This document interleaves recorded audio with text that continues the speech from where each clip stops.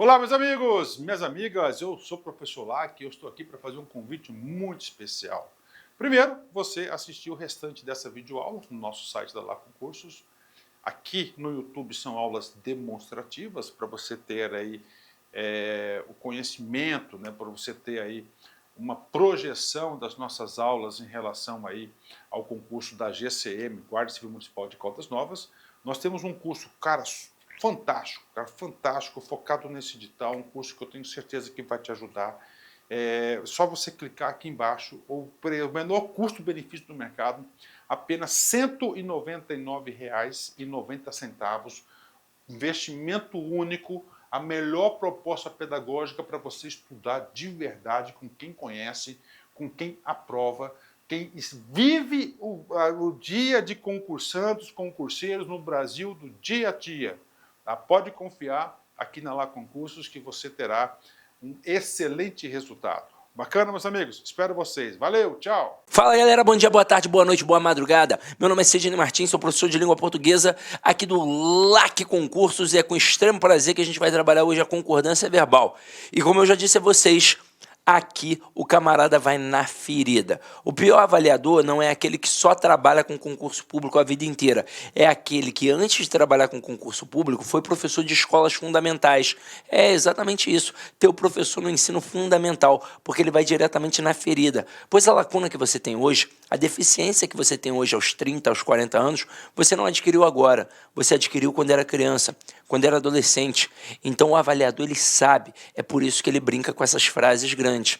Se você já fez um módulo de redação, você já deve ter escutado do teu professor para não produzir períodos longos nem inversões. Aí pensa comigo, vamos pensar. É errado produzir um período longo? Claro que não é. Quem já fez faculdade sabe que ao ler um autor que produz períodos longos, você reproduz períodos longos. Ao ler um autor que produz períodos curtos, você reproduz períodos curtos. Mas nós estamos falando, por exemplo, da redação do concurso público. E quando você produz períodos longos, você fica fadado a erros gramaticais. 2 no caso. O primeiro de concordância, porque o núcleo do teu sujeito pode ficar muito distante do teu verbo, e aí você pode cometer o erro de concordância. Segundo erro, erro de pontuação. O sujeito pode ficar muito grande, você pode sentir aquela falta, aquela necessidade de dar uma respirada, ó. Ufa! Aí tá com uma vírgula ali, e vai acabar separando, por exemplo, um sujeito do verbo, e vírgula é processo sintático, e não pausa de respiração. Inversão, tá errada a inversão? Não, não tá. Grandes escritores da nossa literatura produzem maravilhosos textos repletos de inversão. O nosso próprio hino nacional ele é repleto de inversões, que em figuras de linguagem nós chamamos de hipérbatos. Agora, quando você produz um texto, se você produz invertido, você dificulta a compreensão de quem está lendo. É por isso que o teu professor de redação pede para você produzir períodos curtos e sempre na ordem direta. Por que período curto? Porque evita o erro de concordância e o erro de pontuação. Por que na ordem direta? Porque facilita a compreensão. O que é a ordem direta? É o sistema SVC, sujeito, verbo e complemento. Agora, facilita por quê?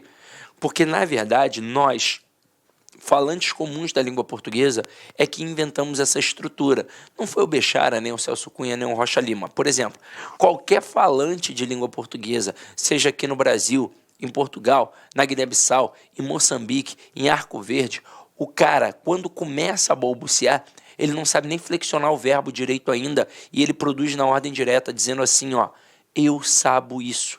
É assim que a criança faz.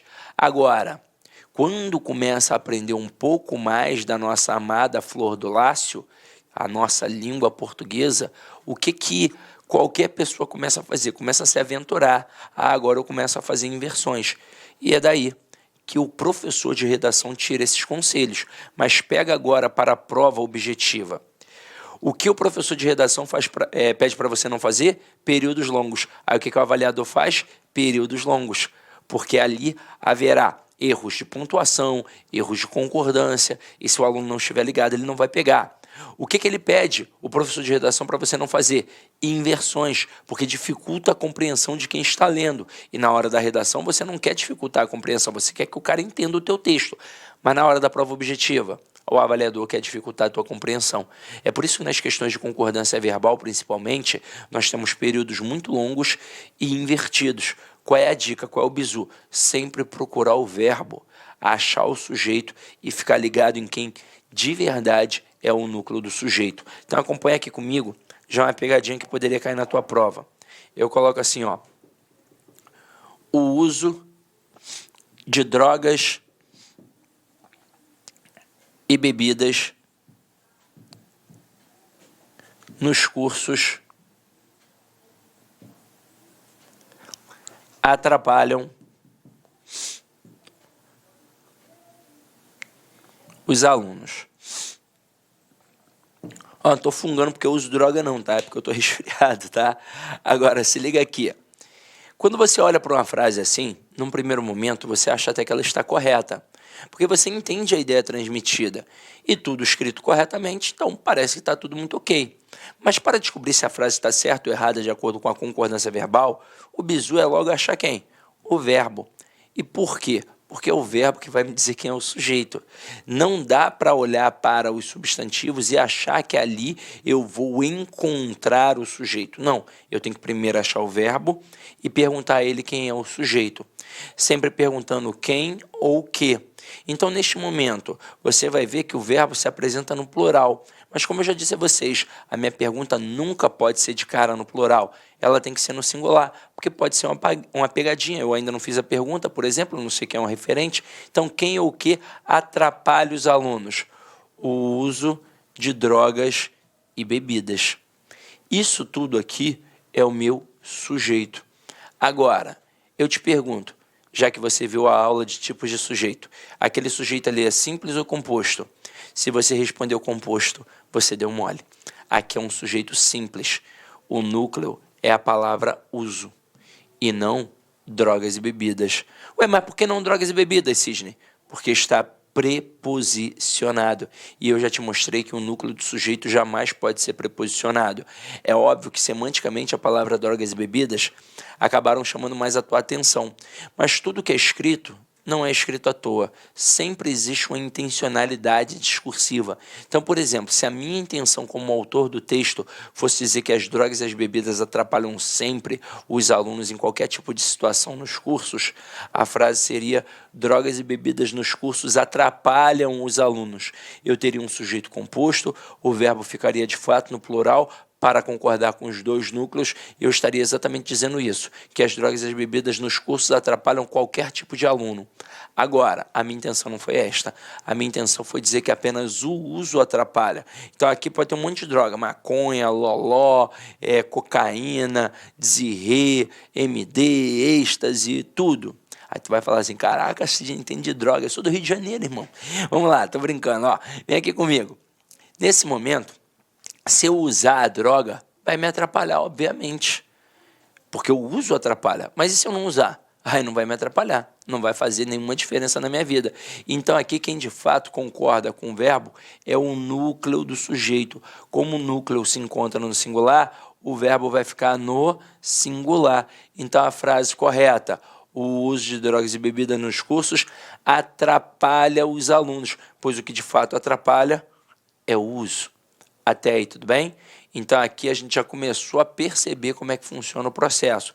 Vamos continuar com as outras frases.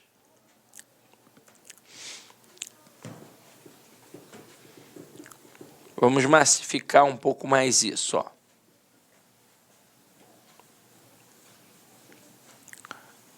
Olha só essa daqui. O som agradável dos cantos dos pássaros acalmam nossas almas intranquilas.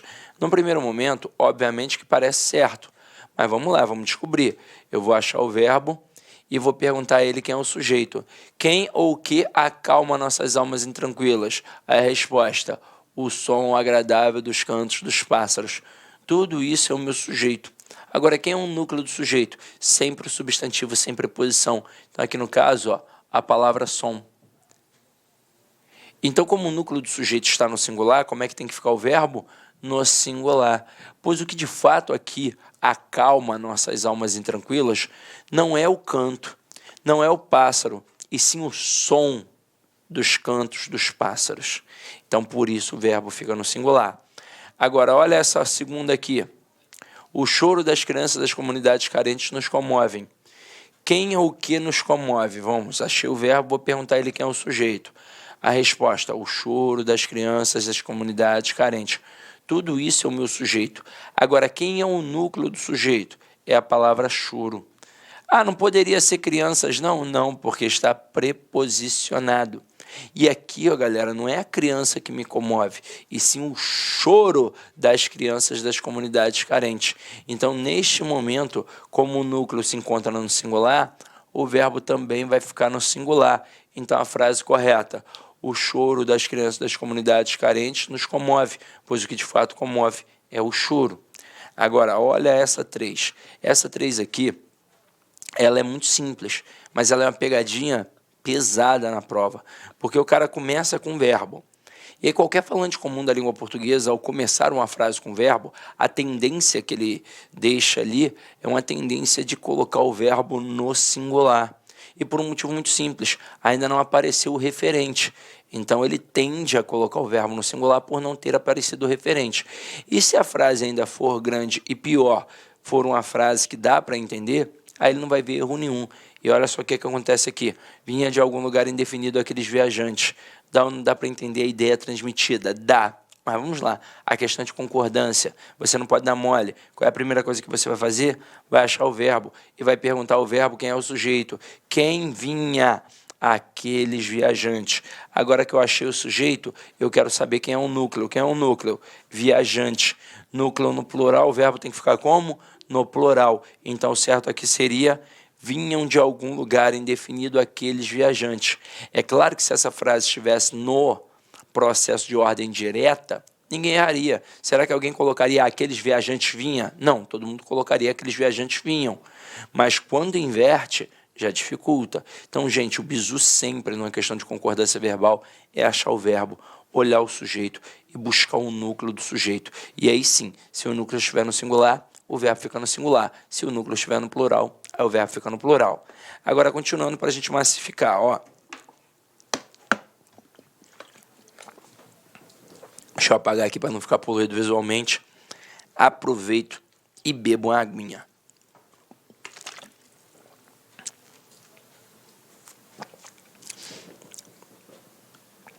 Estou me sentindo até a Gabriela Pugliese. Gabriela Pugliese malha assim, ó, com a garrafona d'água assim, bebendo, ó. Só que o meu corpo não tá igual ao da Gabriela Pugliese, né? Mas vamos lá. Aqui, ó. Ocorreu mudanças significativas durante o processo eleitoral. Que tipo de candidato ainda confunde isso? O cara que acha que o verbo haver, o verbo existir, ocorreu, acontecer são impessoais. Mas você já viu na aula de tipos de sujeito o verbo haver no sentido de existir, ocorrer e acontecer é impessoal. Ele obrigatoriamente fica no singular. Agora, o verbo existir, ocorrer e acontecer, estes verbos, eles são pessoais. Então, aqui, ó, o que ocorreu? Mudanças significativas. Núcleo, mudanças. Então, tem que ser ocorreram mudanças significativas durante o processo eleitoral. Na próxima, o homem humilde tem certas necessidades que as pessoas abastadas não têm. Galera, verbos ter e vir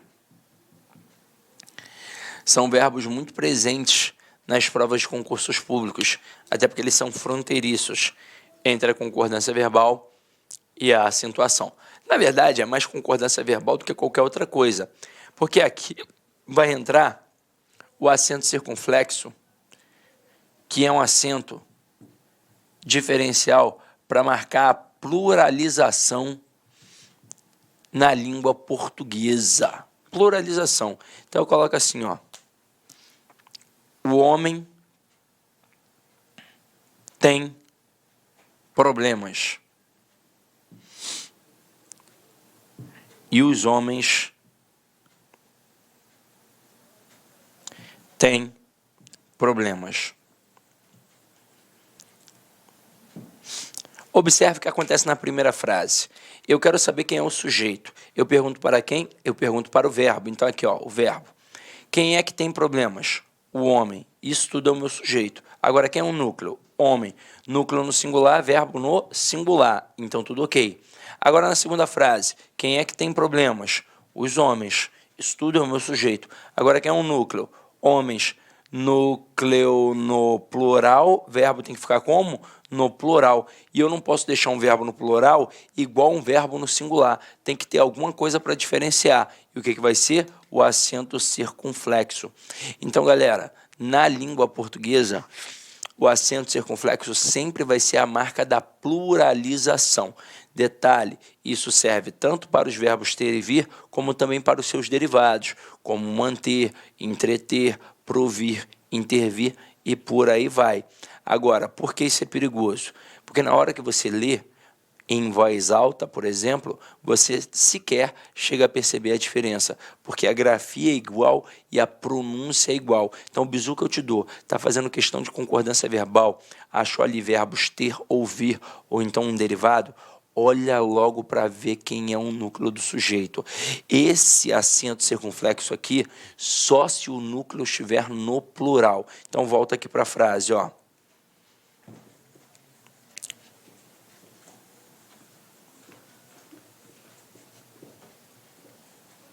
Olha aqui, ó. O homem humilde tem. Quem é que tem? O homem humilde. Quem é um núcleo? Homem. Então, homem no singular, verbo no singular. Tranquilo. Tem certas necessidades que as pessoas abastadas não têm. Quem aqui agora não tem? As pessoas abastadas. Quem é um núcleo? Pessoas. No plural. Como é que tem que ficar o verbo? No plural. Então, coloca o acento circunflexo.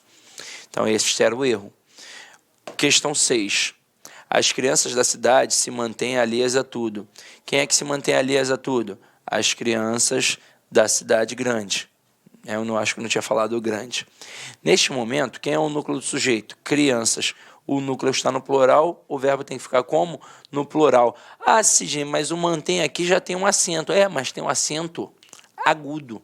Se aqui fosse criança, aí sim eu diria a criança da cidade grande se mantém alheia a tudo.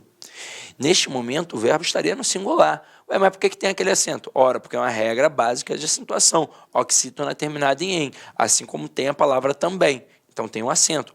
E acento agudo é só um pauzinho, então não tem como você confundir. Só um pauzinho é singular.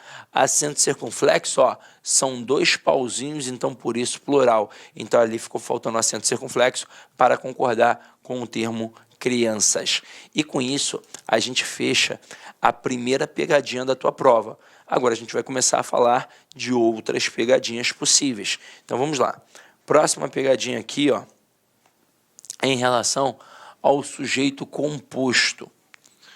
Existe a possibilidade de nós termos aqui 2 tipos de concordância. E vamos trabalhar isso agora com calma, ó. Preste atenção no que eu vou te falar. Olha essa primeira frase. O gato e a gata miaram. Isso aqui está na ordem direta, em que eu coloquei primeiro o sujeito composto e depois o verbo.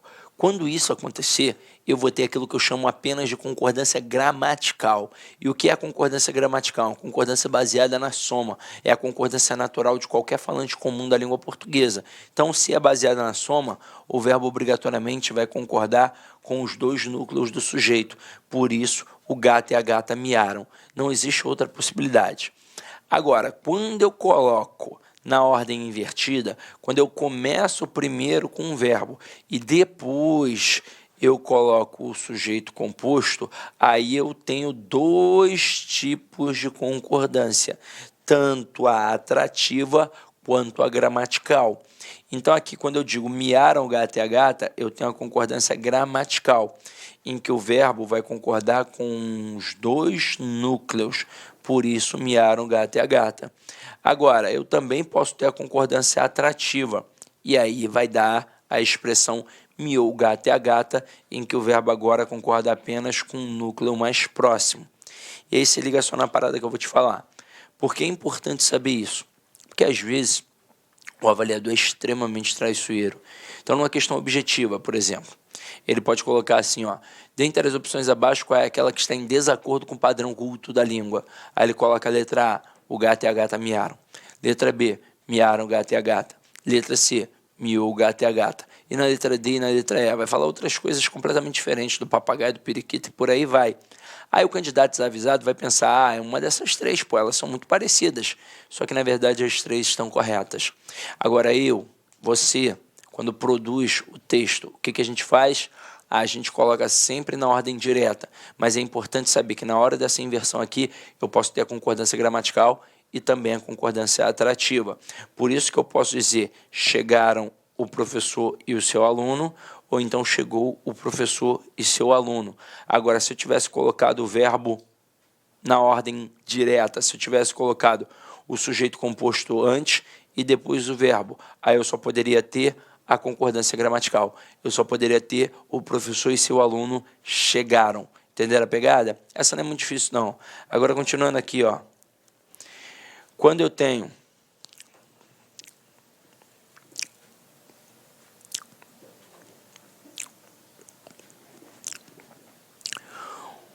um sujeito composto ligado pelo conectivo ou, eu vou ali, na verdade, avaliar dois aspectos semânticos, o da exclusão e o da simultaneidade. O que seria exclusão? Eu tenho aqui um grupo. Eu retiro o camarada do grupo. Isso é uma exclusão. Agora, simultaneidade é quando todos do grupo realizam aquela função. Então, aqui, ó, quando eu digo João ou José casará com Maria, pelo padrão cultural da nossa sociedade, não são os dois que vão casar. Ah, mas meu vizinho, ele tem 2 mulheres, Sidney. Ele é casado com 2 mulheres. Não, ele fez uma união poliafetiva. Casamento na igreja ainda não rola. Então, aqui, ou só o João ou só o José é que de fato vai casar com a Maria. Então aqui, ó, houve uma exclusão. Se houve uma exclusão, só um ganhou a parada aqui, eu vou deixar o verbo no singular. Agora, quando eu coloco muito frio ou muito calor podem matar o bebê, aqui de fato não é só o frio ou só o calor, aqui os dois podem matar o bebê. Então existe uma relação de simultaneidade. Com isso, o verbo obrigatoriamente fica no plural. Continuando nossa brincadeira. Vamos lá. Esse trema aqui saiu safadinho, vou corrigir agora, porque esse trema aqui não era para estar aqui, foi o sistema que jogou, né? Vamos lá, a gente faz aqui as coisas ao vivo. Vamos lá, ao vivo. Ao vivo. Tirar esse trema safado aqui, ó. Pá. Pronto. A gente faz ao vivo, quem sabe faz ao vivo. Se liga só, neste momento aqui, quando eu tenho um sujeito composto com núcleos coletivos ou quase assim, são palavras semanticamente muito similares, muito próximas. O verbo pode ficar no singular ou então concordar com os elementos. Então aqui, ó, a paz e a tranquilidade comoveu o povo ou a paz e a tranquilidade comoveram o povo. Nós, naturalmente, vamos acabar jogando para o plural. A paz e a tranquilidade comoveram o povo. Mas como essas duas palavras aqui, elas estão dentro de um nicho semântico, a gramática permite que você deixe o verbo na terceira pessoa do singular. Então, cuidado com isso. Ah, isso cai em prova? Cai, por incrível que pareça, cai. E se você der mole, o avaliador te derruba, tá? Agora aqui, ó, molezinha. Quando a gente tem sujeito composto por pessoas diferentes. Se eu tiver a primeira pessoa do singular, o verbo obrigatoriamente vai ficar na primeira pessoa do plural. Então aqui, ó, eu, tu e ele chegamos. Tem a primeira pessoa do singular? Tem. Então, verbo na primeira pessoa do plural. Agora, se só existirem ali segunda e terceira, eu tenho duas possibilidades. Eu posso ter tu e ele chegastes com a segunda pessoa do plural, o vós, ou então tu e eles chegaram como se o sujeito fosse vocês, como se eu dissesse assim, ó, vocês chegaram. Essa possibilidade é inerente? É. Isso faz parte da língua, é um fato culto, então você tem que adotar, tranquilo? Aí agora a gente vai pegar um cara que você vai marcar um asterisco aí. Esse cara é importante. Quando a gente tem núcleo coletivo seguido de especificação, não só núcleo coletivo, expressões partitivas que têm a mesma ideia, a maioria, a minoria, por aí vai. Então, olha só o que acontece aqui, ó. A gente já colocou especificado. Vou colocar frases 1 e 2. Na frase 1, um grupo de estudantes se aproximou. Quem é o sujeito? Um grupo de estudantes. Na frase 2, um grupo de estudantes se aproximaram. Quem é o sujeito? Um grupo de estudantes. Na frase 1, quem é o núcleo do sujeito?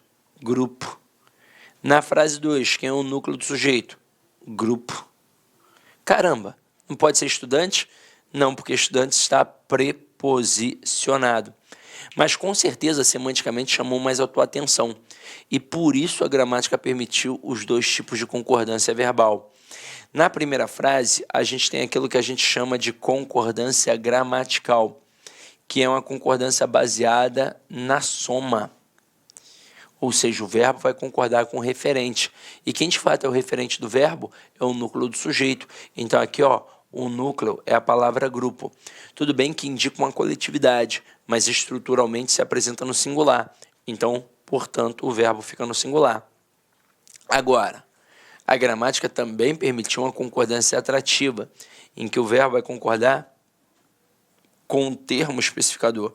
Na verdade, com o núcleo do termo especificador.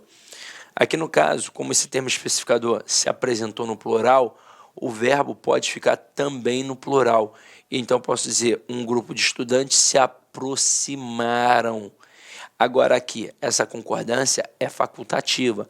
Então, tanto faz dizer um grupo de estudantes se aproximou ou um grupo de estudantes se aproximaram. Tanto faz. Aqui não há a menor diferença. Agora, pode ter pegadinha na prova? Pode. Se o cara colocar assim,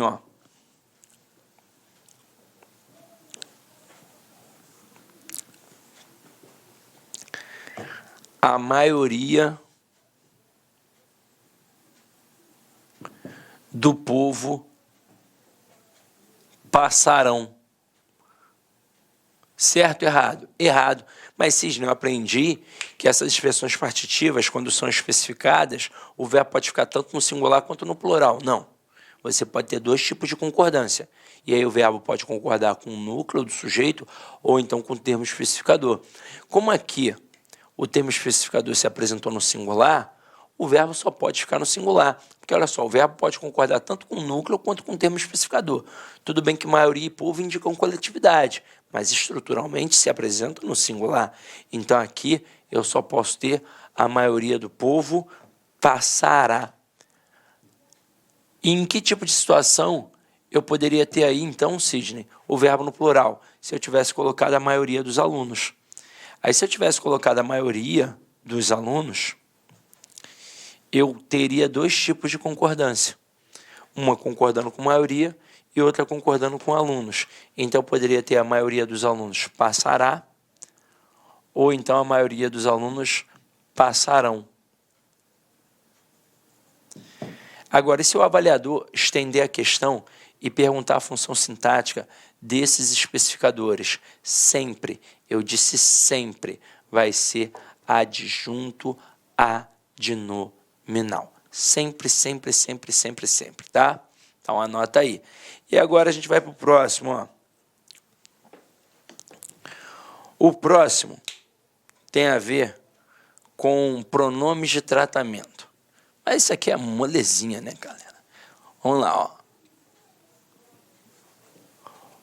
Com os pronomes de tratamento, Vossa Excelência, Sua Excelência, o verbo vai ficar sempre na terceira pessoa do singular. Então, Sua Excelência aceita bem suas próprias limitações, Vossa Excelência aceita bem suas próprias limitações. Eu não tenho como jogar para o plural um termo que eu nem vario. Então, beleza? Então, vamos lá. Agora aqui, nomes próprios pluralizados. Isso cai, por incrível que pareça, bastante em prova. E para a nossa sorte, sempre com o nome Estados Unidos, o que é um facilitador. Mas poderia ser Emirados Árabes e por aí vai. Agora, gente, pelo amor de Deus, não confunde não. É um nome próprio pluralizado. Estados Unidos é um nome próprio pluralizado. Não é qualquer substantivo no plural. Abacate. Não é assim. Então, aqui nesse momento, o que vai acontecer? Se o nome próprio pluralizado não possui um determinante, não tiver ali um artigozinho, um pronome, aí o verbo vai ficar no singular. Então, eu digo, Estados Unidos enfrenta uma crise avassaladora.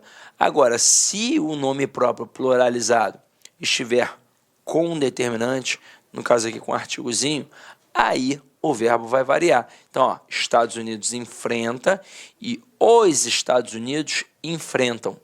Na prova, obviamente, o que ele vai tentar fazer contigo? Ele vai tentar fazer assim, ó. Estados Unidos enfrentam uma crise avassaladora. Pô, ele não vai colocar os Estados Unidos enfrenta. Qualquer pessoa vai estranhar, até porque a tendência é pegar um termo no plural e jogar o verbo no plural. Aqui ele está pegando um termo no plural e jogando um verbo no plural, só que não teve o artigozinho, não teve o determinante. Então o verbo só pode ficar no singular. Continuando nossa pegada. Um carinha que a gente estudou lá no tipos de sujeito, o pronome apassivador. Quando tiver um pronome apassivador, o que você vai fazer, irmão? Você vai fazer ali a concordância do sujeito com o verbo. Porque, na verdade, o que define esse cara como pronome apassivador é a própria estrutura do verbo. Então, se o verbo é transitivo direto mais pronome ser, aí sim eu tenho um pronome apassivador. Então, aqui, ó, iniciou-se a negociação. Quem inicia alguma coisa. Verbo transitivo direto. Verbo transitivo direto mais pronome ser, partícula apassivadora. Se eu tenho uma partícula apassivadora,